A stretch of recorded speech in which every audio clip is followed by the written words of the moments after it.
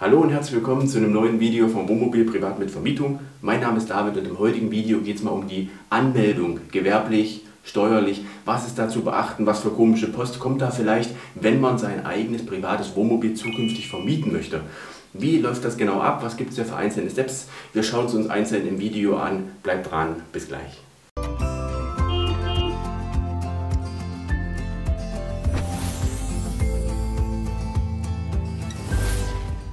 Ja, schön, dass du dabei bist. Bevor wir jetzt uns die einzelnen Steps angucken, noch ganz kurz die Info. Meine Empfehlung ist ganz klar als allerersten Schritt das Wohnmobil besorgen, ja, wenn ihr noch keins habt.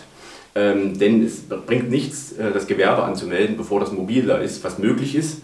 Aber bei so einem Mobil, da kann immer was schief gehen. Es kann eine Lieferverzögerung geben. Es ist auch so, wenn du ein neues bestellst, was nicht auf dem Platz schon ist, als Vorführer oder so, dann kommt das oft in der nächsten Saison erst. Ja, im nächsten Jahr. Oder die Finanzierung kann auch in die Hose gehen und nicht klappen oder wie auch immer. Und dann habt ihr ein Gewerbe angemeldet, die ganzen Prozesse laufen, ihr bekommt Post und so weiter. Schauen wir uns gleich noch näher an, was da alles so passiert. Und ihr habt aber gar kein Mobil und ihr habt gar nichts zu vermieten. Ja? Also als allererstes natürlich das Mobil besorgen. Zum Thema Finanzierung, Kredit, Wohnmobil. Habe ich bis jetzt noch nie erwähnt, aber in meinem normalen Hauptberuf bin ich Kreditspezialist. Mache da unabhängig, bankunabhängig, also wie so ein Versicherungsmakler, auch in dem Fall Kreditmakler. Das heißt, ich berechne für den Kunden die Liste und er kann schauen, wir können schauen, welches die besten Konditionen in dem speziellen Fall sind. Ich mache mal ein paar Beispiele rein, das habe ich gerade mal aktuell berechnet. Wir haben jetzt Juli 2021, das sind jetzt die Konditionen. Meine Empfehlung ist da immer eher auf 10 Jahre zu gehen, also 120 Monate, denn ihr wollt ja eine niedrige monatliche Rate haben, damit es sich auch trägt. Also wer das so möchte, ne? Ich berechne das immer so, dass es sich trägt. Und hier länger zu finanzieren ist bei so einem Wohnmobil auch nicht so schlimm wie bei einem Pkw zum Beispiel, weil wir wissen ja, die Werte des gebrauchten Mobils sind sehr stabil und da seid ihr immer in einem guten Bereich und kommt sogar nach ein paar Jahren dann in dem Bereich, dass ihr mehr zurückgezahlt habt, oder das Mobil mehr wert ist, wie noch offen ist. Also das ist überhaupt kein Problem da. Niedrige Rate ist ja meine Empfehlung. Und wer da ein Berechnungsbeispiel möchte oder eine Finanzierung sucht oder bei der Bank vielleicht die Kondition nicht bekommt, schreibt mir eine E-Mail und dann kann ich gerne für euch so einen Kredit auch umsetzen von der Ferne. Das ist, wie gesagt, das ist mein Geschäft. Das nur am Rande. Dann schauen wir uns jetzt mal das Thema Gewerbeanmeldung an. Und da kann ich euch schon mal die Sorge nehmen. Klar, wer das noch nicht gemacht hat und noch nicht mitbekommen hat, für den hört sich jetzt erstmal groß an, ein Gewerbe anmelden, selbstständig sein, ganz entspannt sein. Das ist eine relativ kleine und überschaubare Geschichte. Ihr geht einfach auf eure Gemeinde, da ist irgendeine Person in dem Fall dann zuständig, die so Gewerbeanmeldung macht. Das dauert vielleicht 10 Minuten, wenn ihr im Raum seid, je nachdem, was so an Wartezeit noch dazu kommt, und da einfach ein Dokument auszufüllen. Das heißt, die Person tippt da was ein, druckt was aus, ihr müsst unterschreiben. Ein paar Daten sind natürlich da einzutragen und anzugeben, wie zum Beispiel, ab wann das Gewerbe beginnt, haupt- oder nebenberuflich. In eurem Fall natürlich, wenn ihr das jetzt hier so mit einem Mobil, mit eurem privaten Mobil, was ihr nebenbei vermietet, macht, dann ist das natürlich Nebengewerbe, das ist auch ganz wichtig. Dann müsst ihr zum Beispiel eure Personaldaten natürlich komplett eingeben. Die Art des Gewerbes, da muss was eingetragen werden, ist jetzt auch, ne, da gibt es gewisse Vorgaben, die ihr dann wählen könnt. Ich habe zum Beispiel jetzt Kfz-Vermietung. Und ihr müsst noch angeben, wie viele Personen beschäftigt sind. Das sind natürlich gar keine, außer euch, nebenberuflich oder Teilzeit oder wie auch immer. Aber da habt ihr dann einfach die Wahlmöglichkeit und das ist dann ganz automatisch für euch dann auch sicher klar, was da einzutragen ist. Grundsätzlich ist das kein Riesenthema, kostet bei mir zum Beispiel, ist jetzt Hessen, ich glaube 35 €, ist also auch preislich überschaubar. Und wenn das mal so sein sollte, dass ihr das nicht mehr wollt, nicht mehr machen wollt, es klappt nicht so, dann kann man so ein Gewerbe auch einfach wieder abmelden. Ja, das kostet dann wieder ein paar Euro und dann ist der Fall erledigt. Ist also keine riesengroße, schwierige Geschichte. Ist mehr oder weniger so ein Ablauf, wo ihr auch ans Finanzamt gemeldet werdet. Dass dann Gewerbe da ist, das Finanzamt weiß für die Zukunft, ach hier, da ist Geld zu holen. Ne? Und das schauen wir uns später auch noch im Video nochmal an. Finanzamtthemen, steuerliche Themen. Und achtet bitte drauf, wenn das Gewerbe dort angemeldet wird und die Dame oder der Herr am Computer das einträgt, dass dort eingetragen wird, Vermittlung von Kfz mit Gesamtgewicht unter 3,5 Tonnen oder über 3,5 Tonnen. Das wird im System unterschieden, das seht ihr auf dem Zettel, den ihr unterschreibt, dann nicht. Das seht ihr erst, wenn ihr Post vom Finanzamt bekommt. Und dann ist es schon zu spät, dann muss man da hinterher, muss ja Sachen ummelden und ist dann blöd. Also darauf ruhig achten. Das kann natürlich sein, dass die Person, die da im Büro sitzt, wenn die kein Wohnmobil haben oder was, dann sind das irgendwelche Zahlen, da wird nicht unbedingt so zwingend drauf geachtet und das ist ein Tipp von mir, da ruhig noch nachhaken oder direkt sagen, muss unter sein oder muss über sein, kann Stress ersparen. Ja, da möchte ich noch mal ganz kurz auf einen Kommentar eingehen von Nils K. Grüße gehen raus, Nils, vielen Dank für deinen Beitrag. Und zwar hat Nils darauf hingewiesen, dass er nach der Anmeldung komischerweise Post bekam vom BG Verkehr mit einer Rechnung drin. Und ist auch ein guter Tipp, weil den habe ich natürlich auch bekommen und den bekommt auch ihr. Ja? Deswegen ist es auch ganz gut, dass Nils geschrieben hat und ich das hier nochmal erwähne. Also wenn ihr euer Gewerbe anmeldet, wegen der Vermietung und so, dann werdet ihr auf jeden Fall diese Post bekommen mit der Rechnung drin und das ist natürlich immer erstmal ein Schockmoment. Ganz wichtig, dieses BG Verkehr ist quasi eine gesetzliche Unfallversicherung des Transportgewerbes und diesen Brief bekommt ihr so zwischen 4 und 8 Wochen nach der Gewerbeanmeldung. Und da sind dann Summen drin von, ich sag mal, 200 bis 300 Euro ungefähr. Bei mir waren es knapp 300 Euro, sollt ihr dann im Jahr zahlen für die Unfallversicherung. Das ist natürlich für euch nicht zwingend, ihr könnt euch da befreien lassen, ganz, ganz wichtig. Da gibt es, weil ihr das nebenberuflich macht zum Beispiel, ne, auf den Befreiungsantrag, ich packe euch auch unten die Beschreibung mal einen Link rein, wo ihr den runterladen könnt, die PDF, und könnt den dann ausfüllen und hinschicken. Könnt ihr allerdings erst machen, wenn ihr diesen komischen Brief bekommen habt, denn dort kriegt ihr direkt eine Mitgliedernummer zugeordnet und mit dieser Mitgliedernummer könnt ihr natürlich dann auch den Widerspruch schreiben oder die Befreiung dann schreiben. Ne? Und den packe ich euch unten rein, den könnt ihr dann dementsprechend euch runterladen aus dem Internet und ausfüllen und abschicken und da ist das normalerweise auch erledigt. Da könnt ihr zum Beispiel ankreuzen, dass ihr das weniger wie 15 Stunden in der Woche betreibt und damit seid ihr dann auch befreit. Ne? Und wenn man das wirklich mit einem Wohnmobil macht oder so, dann ist das im Durchschnitt auch definitiv weniger wie 15 Stunden und absolut kein Problem. Ne? Nur, dass ihr wisst, ihr bekommt dann so einen Brief mit einer Rechnung drin und wenn man das im Vorhinein weiß, ging Nils so, ging mir so, wir waren das mal ein bisschen überrascht und geschockt, weil so eine Rechnung von 200 oder 300 Euro so pauschal ist natürlich blöd, aber wenn man das vorher weiß, dass da kommt, dann ist das alles ganz entspannt. Dann kommen wir mal zu dem Bereich steuerliche Themen. Also ich habe ja eben schon gesagt, ihr sollt bei der Gewerbeanmeldung darauf achten, dass da der richtige Wert eingetragen ist für das Gewerbe, das heißt über 3,5 Tonnen oder unter 3,5 Tonnen. Jetzt bekommt ihr nach ein paar Wochen dann Post vom Finanzamt mit einer Steuernummer, die euch zugeordnet wurde, ne, die Steuernummer für das Gewerbe. Und dort steht auch drauf, welche Betriebsart sozusagen, Bezeichnung des Betriebes, der Art der Tätigkeit dort eingetragen ist. Und da solltet ihr auf jeden Fall nochmal kontrollieren, ob das richtig eingetragen ist, über oder unter 3,5 Tonnen, damit das auch von vornherein richtig in den richtigen Bahn läuft. Außerdem zum Thema Steuern. Was ist wie abzusetzen? Worauf muss ich achten? Was muss ich beachten? Ich empfehle euch grundsätzlich, geht zu einem Steuerberater. Es ist eine ganz andere Nummer, ob man jetzt privat Angestellter ist und macht seine Steuererklärung, ob das nun über Elster ist oder über irgendwelche Programme und man trägt da eigentlich mehr oder weniger, was gewinnbringend ist oder was wirklich steueroptimiert ist vielleicht die Fahrt zur Arbeit oder so. Ja? Vielleicht noch ein bisschen Pauschalen für Arbeitskleidung und so weiter.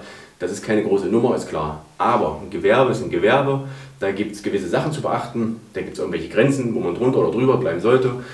Ich empfehle, sucht einen Steuerberater auf und auch im Vorhinein schon. Ne, ruhig, bevor ihr das Gewerbe anmeldet, bevor ihr das alles startet, das mal durchsprechen, weil es ist immer besser, vorhinein zu hören oder zu erfahren, das musst du so machen und da musst du darauf achten, wie im Nachhinein dann ein Problem zu bekommen. Ne? Das kostet natürlich ein bisschen Geld im Jahr, so eine Steuer dann, aber durch das Gewerbe habt ihr ja auch Einnahmen und da sind wir jetzt schon beim richtigen Thema, Einnahmen und Ausgaben, darum geht es im Gewerbe. Ne? Ihr habt Einnahmen und jetzt schafft ihr natürlich auch, schafft Einnahmen und jetzt müsst ihr gucken, dass ihr Ausgaben habt auch, die dann am Endeffekt die Steuerlast auf eure Einnahmen verringert.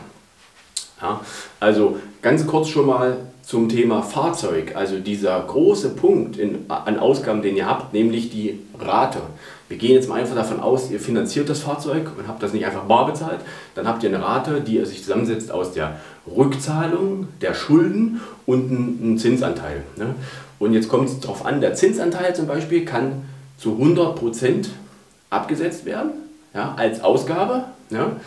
Und der Teil der Rückzahlung des Fahrzeugs, also des Fahrzeugswert, der kann in dem Fall, so sind meine Informationen, natürlich keine Gewähr auf die Sachen, die ich hier erzähle.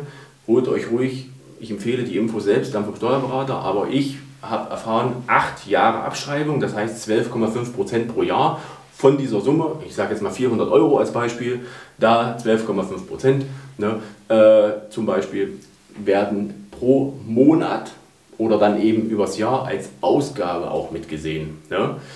Dann hast du natürlich noch solche Sachen zu beachten wie, man kauft sich neue Reifen, man hat in der Werkstatt eine Reparatur, man kauft sich Ausstattung fürs Fahrzeug.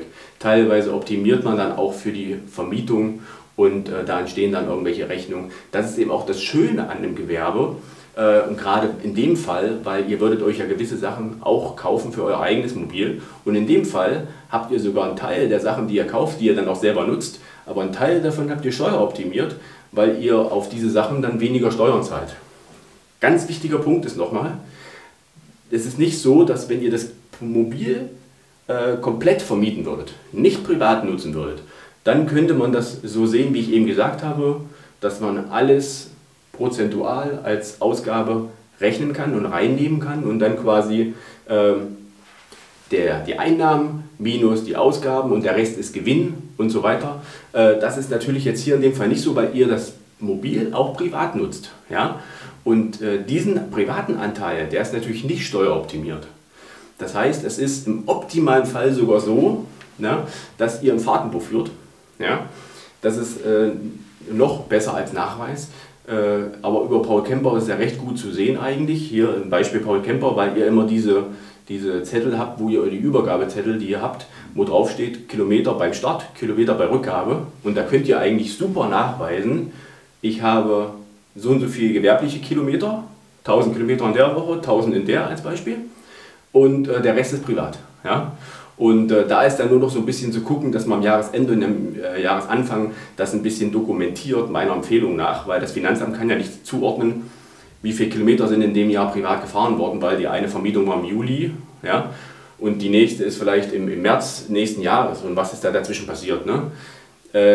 Da weiß ich nicht, ob das standhält, aber so ein Foto ist da meiner Meinung nach eine ganz gute Geschichte, weil das ist natürlich, das hat ja einen Zeitstempel und Datumstempel.